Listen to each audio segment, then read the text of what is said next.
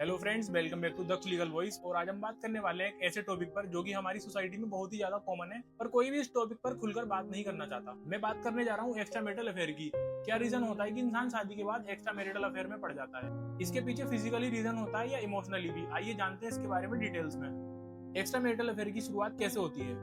कोई भी extra marital affair अचानक से शुरू नहीं होता। एक एक्स्ट्रा मैरिटल अफेयर की शुरुआत धीरे धीरे होती है।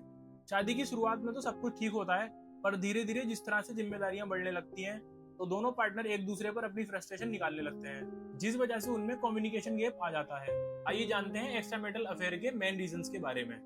दोस्तों, एक्स्ट्रा मैरिटल अफेयर के जो मेन रीजन होते हैं वो होते हैं emotional needs, physical attraction, adventures and excitement, lack of communication, revenge या फ्रस्ट्रेशन और वॉइडेबल मैरिज। जब एक लड़की शादी करके अपने ससुराल जाती है तो वे अपनी सारी दुनिया छोड़ के अपने हस्बैंड को ही अपना सब कुछ मानकर उसी के भरोसे हो जाती है। उसका हस्बैंड ही उसके लिए सब कुछ होता है और वे अपने हस्बैंड से पूरी तरह इमोशनली अटैच हो जाती है।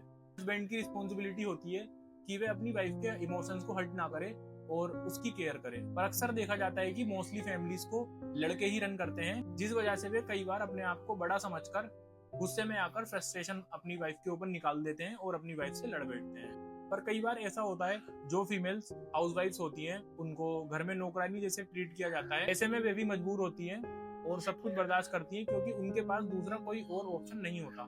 पर कुछ वाइफ्स घर के काम करने के साथ साथ जॉब भी करती हैं। ऐसे में उन्हें उनके हस्बैंड का ऑर्डर सही नहीं लगता, क्योंकि वे भी अपने हस्बैंड के साथ साथ जॉब कर रही हैं और साथ ही अपने घर को भी चला रही हैं। ऐसे में वाइफ के साथ गलत बिहेव करना इमोशनली अटैचमेंट को कम कर देता है। इसलिए एक दूसरे के इमोशंस की केयर करनी बहुत जरूरी है और कभी भी फ्रस्ट्रेशन में आकर अपने पार्टनर पर हाथ नहीं उठाना चाहिए। अब जानते हैं फिजिकल अट्रैक्शन के बारे में। कई बार ऐसा होता है कि फैमिली प्रेशर में आकर की शादी करनी पड़ जाती है, जिस वजह से लोग अपनी चॉइस के अकॉर्डिंग अपना लाइफ पार्टनर नहीं चूज कर पाते, जिस वजह से वे आपस में एक अच्छा बॉन्ड नहीं बना पाते और शादी के बाद भी वे अपनी चॉइस के अकॉर्डिंग एक अट्रैक्टिव पर्सन को ढूंढने में लगे रहते हैं। और सभी को राइट होता है अपनी मर्जी के अकॉर्डिंग अपना लाइफ पार्टनर चूज करने का। अब बात करते हैं लैक ऑफ कम्युनिकेशन के बारे में। शादी के बाद जिम्मेदारियां बढ़ने के बाद दोनों पार्टनर अपनी अपनी लाइफ में बिजी हो जाते हैं, जिस वजह से वे एक दूसरे को टाइम नहीं दे पाते हैं। इसी की वजह से उनके बीच कम्युनिकेशन गैप हो जाता है, जो भी एक रीजन होता है एक्स्ट्रा मैरिटल अफेयर का। और फिर आता है एक्साइटमेंट एंड एडवेंचर। कुछ लोगों को शौक होता है नई नई चीजें ट्राई करने का और नए लोगों से मिलने का, पर एक समझदार इंसान अपनी शादी के बाद इन सब चीजों से दूर हो जाता है और वे अपनी जिम्मेदारियों को अच्छे से समझता है।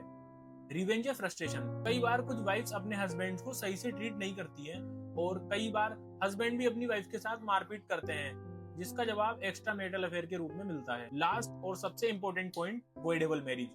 जैसा कि भारत में हर साल 70% मैरिज वॉइडेबल होती हैं। काफी लोगों को ये नहीं पता होगा, पर भारत में होने वाली हर साल 70% मैरिज वॉइडेबल होती हैं। According to Hindu marriage act, शादी के लिए दोनों पार्टनर्स की फ्री कंसेंट होना बहुत जरूरी है। पर कई बार लड़का लड़की एक दूसरे के पास्ट के बारे में नहीं जान पाते हैं, वे ऑलरेडी किसी और के साथ कमिटेड होते हैं, पर फैमिली के प्रेशर में आकर वे शादी कर लेते हैं। इस केस में भी एक्स्ट्रा मैरिटल अफेयर होने के पूरे चांस होते हैं। कोई भी अफेयर सिर्फ एक फिजिकल रिलेशनशिप नहीं होता है, ये इमोशनली अटैचमेंट भी होता है और अक्सर ये इमोशनली लेवल पर ही शुरू होता है, जो कि दोनों तरफ से स्ट्रॉन्ग फीलिंग से जुड़ा होता है। कोई भी इंसान बिना किसी रीजन के एक अफेयर में नहीं आता। मोस्टली कहीं ना कहीं एक पार्टनर की ही गलती होती है हर एक एक्स्ट्रा मैरिटल अफेयर के पीछे। तो फ्रेंड, जानते हैं कि इसके लिए क्या क्या सॉल्यूशन हो सकते हैं। अगर आपको लगता है कि आप दोनों के बीच कुछ भी सही नहीं चल रहा, तो आप लोगों को इस पर बैठकर खुलकर डिटेल्स में बात करनी चाहिए। अपनी प्रॉब्लम्स, अपनी फीलिंग्स और अपनी एक्सपेक्टेशंस पार्टनर से खुलकर शेयर करनी चाहिए। अपने रिश्ते में एफर्ट डालने की कोशिश करें और लास्ट में मैरिज काउंसलिंग भी एक ऑप्शन होता है। लेकिन कई बार ये सब करने के बाद भी कोई सॉल्यूशन नहीं निकलता और कुछ महिलाएं बिल्कुल नहीं समझती और वे लगातार अपने घर में तमाशा करती रहती हैं, अपने हस्बैंड से लड़ती रहती हैं। ऐसे में हस्बैंड अपनी बीवी पर हाथ बिल्कुल ना उठाएं, तो खुद भी प्रेशर में आके कोई गलत कदम ना उठाएं। यदि आपकी बीवी किसी और के साथ एडल्ट्री में है तो आप उसकी एडल्ट्री प्रूफ कर उससे डिवोर्स ले सकते हैं। और कुछ हस्बैंड भी अपनी वाइफ को बेवजह मारते पीटते हैं, उन्हें वे यूज करने की चीज समझते हैं और उन्हें जानवरों की तरह ट्रीट करते हैं। ऐसे में कोई भी महिला कोई गलत कदम ना उठाए, क्योंकि ये कोई सॉल्यूशन नहीं होता है। आप भी अपने हस्बैंड से डिवोर्स ले सकती हो, आपको भी डिवोर्स लेने का राइट है अगर आपका हस्बैंड आपके साथ इस तरह से मारपीट करता है, डोमेस्टिक वायलेंस करता है। एक्स्ट्रा मैरिटल अफेयर को किसी भी पर्टिकुलर जेंडर के थ्रू जज नहीं किया जा सकता, क्योंकि इसमें किसी भी जेंडर की गलती हो सकती है। कई बार देखा जाता है कि हस्बैंड गलत होते हैं और कई बार देखा जाता है कि वाइफ भी गलत होती है।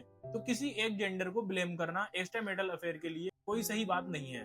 और कभी भी किसी प्रेशर में आके किसी भी इंसान से शादी ना करें, क्योंकि इसमें सिर्फ एक इंसान की नहीं, इसमें कई सारी जिंदगियां बर्बाद होने का सवाल है। कि आपका एक्स्ट्रा मैरिटल अफेयर के बारे में क्या कहना है, अपनी एडवाइस कमेंट बॉक्स में जरूर दें। Thank you so much for watching. इसी तरह की वीडियोस देखने के लिए बने रहिए दक्ष लीगल वॉइस पर।